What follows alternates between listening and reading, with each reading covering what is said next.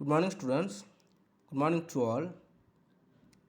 And last day we have studied about the ASEAN's achievements and the functions of the ASEAN nations. Today we will just study about the BRICS.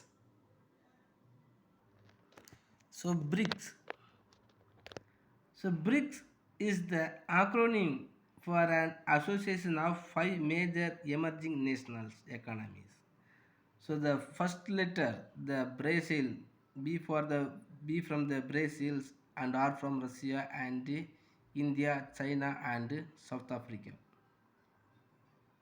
So the emerging national economies, the association of five major emerging national economies only is considered as a BRICS.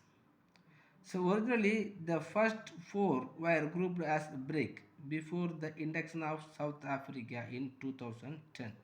In 2010, at last the South Africa was joined in the BRICS organizations. So after that only the name as take as a BRICS. So the term BRIC was coined in 2001. The BRICS members are known for their significant influence on regional affairs. Since 2009, the BRICS nations have met annually at formal summits. The South Africa hosted the 10th BRICS summit in July 2018. Its headquarters is at Shanghai. So the headquarters of BRICS are situated in Shanghai in China. The new development bank, formerly referred to as the BRICS Development Bank. So the BRICS Development Bank was established by the BRICS states. The first BRICS summit was held at Moscow and South Africa hosted the 10th conference at Johannesburg in July 2018. These BRICS nations has some of the objectives. So what are the objectives are there mean? First, the BRICS always helpful to increasing the trade cooperations by making an exclusive trade bloc. The BRICS organizations are made the exclusive trade blocs. By using the trade blocs, it will be increasing the trade cooperations among the nations, member nations. Next, to use currency other than US dollars. So for the international trade, so many of the nations must be using the US dollars only. But after the BRICS organizations, it is helpful to use the currency other than the US dollars. Since dollar is a dominant currency and as can control the flow of dollar, BRICS only helps in the countries operating with alternative currencies. By providing the alternative currencies, their trade was increased for all the nations throughout the world. How far have they succeeded in this respect? Not much. Next, to increase the regional cooperations, the BRICS organizations also helpful to increasing the regional cooperations. Next, to create a separate trade bloc made for developing countries for trade cooperations. For the trade cooperations, the BRICS was increasing the separate trade blocks and create and increasing the separate trade blocks for the trade cooperations. Next, functions of BRICS. What are the functions are undertaken by the BRICS? So BRICS acts as a promoter of more legitimate international system and also advocating reform of the United Nations Security Councils. It also created the United Nations Security Councils. Next, this group of nations is especially meant for South framework for cooperations. South framework for the cooperation. Next, the BRICS performs as an agent to bridge the increasing gap between developed and developing countries. So it also created one of the relationship among the developed and developing countries. So what are the helpful is needed for the develop and the developing nations? It will be giving. So for instance, in the World Trade Organizations, the BRICS countries are emphasizing to promote a fair order regarding agricultural policies. So some of the important and the special agricultural policies was taken by the BRICS organizations only. Next, it performs a commendable contributions for assisting the developing countries in gaining in an area such as the advantage in trade and climate changes negotiations. Next, it disseminates informations and exchange platform beyond the economic cooperations. Next, the BRICS acts as a catalytic in protecting the interests of middle powers and global forums. Next, achievement of BRICS. So, what are the achievements are achieved by the BRICS? The BRICS establishment of the contingent reserve arrangement. So, one of the organization, the establishment of contingent reserve arrangement, the CRE. So, it was arranged established by the BRICS. So, it has further deepened and consolidated the partnership of its members in the economic financial areas. Next, in the sixth BRICS summit in Brazil, the member of countries signed an agreement to create a development bank, the new development bank. So the new development bank also was established in Shanghai, the Asian Development Bank and the World Bank. Next, the economic potential and demographic development are putting the BRICS countries increasingly in a leading position in setting the global agenda and it having a greater say in the global governance. Okay, student. Then the chapter 8 has completed. Then next we will go to the chapter 9 fiscal economics. The term fiscal economics is the new one. The old popular term of the subject is the public finance. Now only the fiscal economy is the public economics is considered as a fiscal economics. The term only is changed. So the older term for the fiscal economy is public finance. The subject public finance is related to the financing of the state activities and it discusses the financial operations of the government treasuries. So the term fiscal is derived from Greek word which means basket and symbolizes the public purses. Hence the subject public finance has been newly termed as a fiscal economics. The fiscal economy is dealing with the all income and the expenditures of the government. So the public finance studies the manner in which the state raises and spends the resources. So how one governments are going to make the income and spend the expenditures for the public welfare. So the state is concerned with the collective wants of the citizens.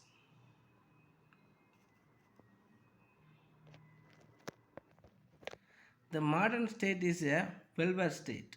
The modern state is a welfare state. The activities of the state have increased extensively and intensively. To perform these activities, the state needs funds. This chapter deals with the public revenue, public expenditures, public debt, budget, and the local finance. So all the welfare government must providing the infrastructure facilities and some of the welfare things to the peoples. So public finance is a study of the financial aspect of government. It is concerned with the revenue and the expenditure of the public authorities and with adjustment of the one to the others.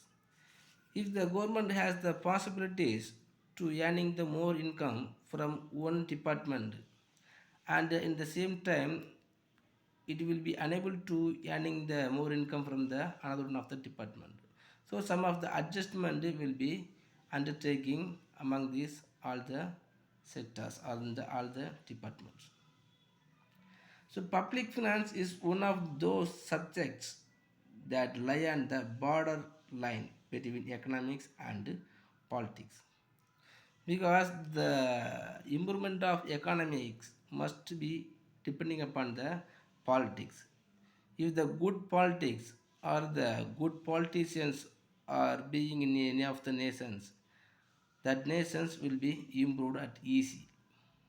So it is concerned with the income and the expenditure of public authorities and with the adjustment of one with another. Next, the subject matter of public finance.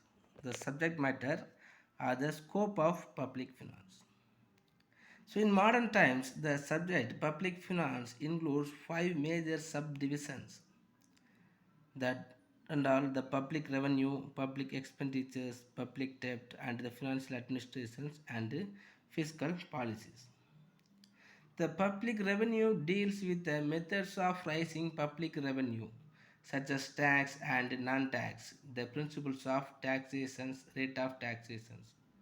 So the part public revenue deals with the methods of raising public revenue, whatever methods are there, and what are the ways are there to earning the more income to the government.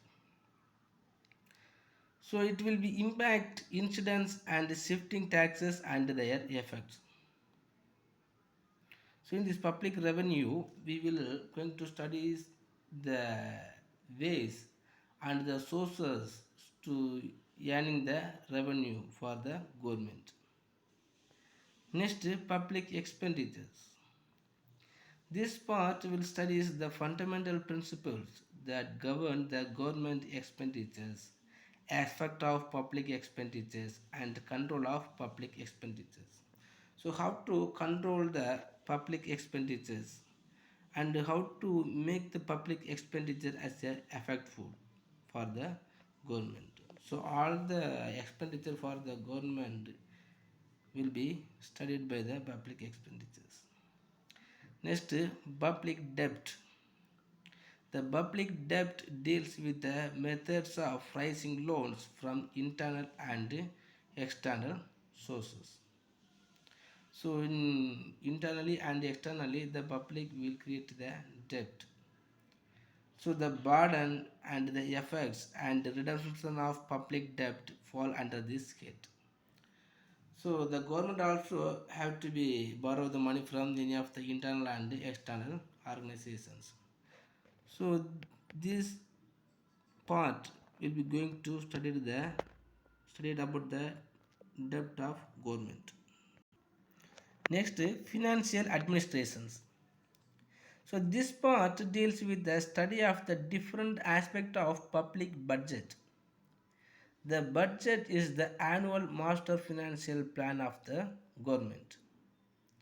So the various objectives and steps in preparing a public budget, passing or sanctioning, allocation, evaluation and auditing fall within the financial administrations.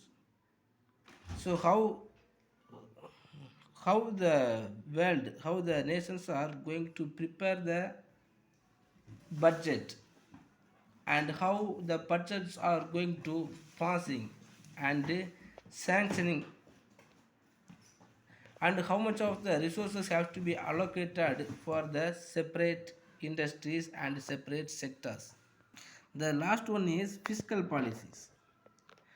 The fiscal policies deals with the taxes, subsidies and public debt and public expenditures are the instrument of fiscal policies.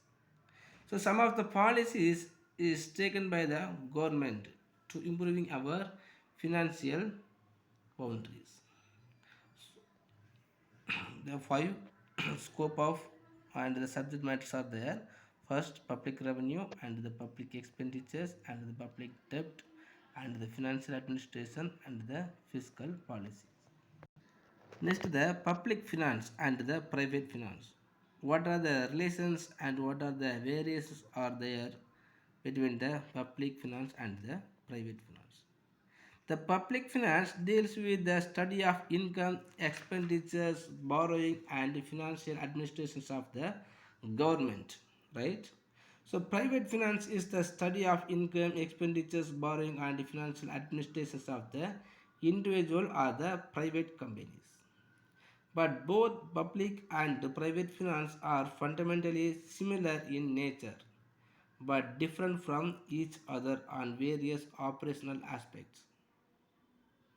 So the similarities and dissimilarities between public and private finance have been explained. First, the similarities. What are the similarities are there between the public finance and the private finance means? On the four heading we can explain it. First one, the rationality. So both public finance and private finance are based on the rationality. So maximization of welfare and least cost factor combinations underlie both. So even the government and the private organizations also will be thinking as rational. So it is the both of the organizations also will be taking the more effort to minimizing the cost and providing the maximization of welfare. Next, limit to borrowing. So both financial organizations also have to apply the restraint with regard to the borrowing. The government also cannot live beyond its means. So there is a limit to deficit financing by the state also. So both the private and the public finance also have been in the need of borrowing the money. So but even though it has some of the limits. Next, resource utilizations. So both the private and public sectors have limited resources at their disposal. So both attempt to make optimum use of resources. So both organizations also have to use their resources as a optimum ways. Next, administrations. So the effectiveness of measures of the government as well as private depends on the administrative machineries. So if the administrative machinery is inefficient and corrupt, it will result in wastages and losses. So both the private and the public also have to be as a honorable administrations and the effective administrations. If it is ineffective or it is corrupt, it will be wastages and losses. Next, dissimilarities. So what are the dissimilarities are there between the private and public finance? First, under the five heads we can explain the dissimilarities. First one is income and expenditures adjustment. So the government adjusts the income to the expenditures while individuals adjust their expenditure to the income.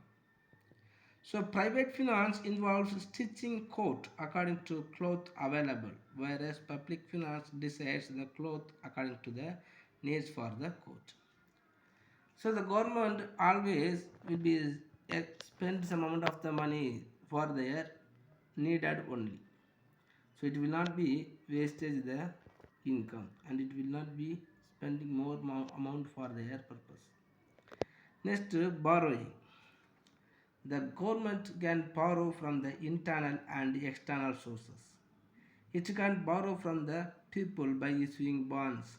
However, an individual cannot borrow from himself. The government has more power to borrowing from the internal and external affairs. So even the government can have the power to borrowing the money from the international organizations like World Bank and the IBRD. Next, right to print currencies. The government can print currency. This involves the creations, distributions, and monitoring of currencies. The private sector cannot create the currencies. Even if the private organizations have to be depending upon the government only. Next, present versus future decisions. So the public finance is more involved with future planning and making long-term decisions. These investments clouds include building of schools, hospitals, and infrastructures. So the private finance makes a financial decisions on projects with a short-term vision only. So the public finance also always more involved in the future planning only. So they will taking the long-term decisions. Next, objectives. The public sector's main objective is to provide social benefit in the economy. The private sector aims to maximize the personal benefit, that is the profit. Okay, students, I think it's enough. So, just to take the similarities and dissimilarities of private and public finance as your study portions. And if you have any doubt, please ask me.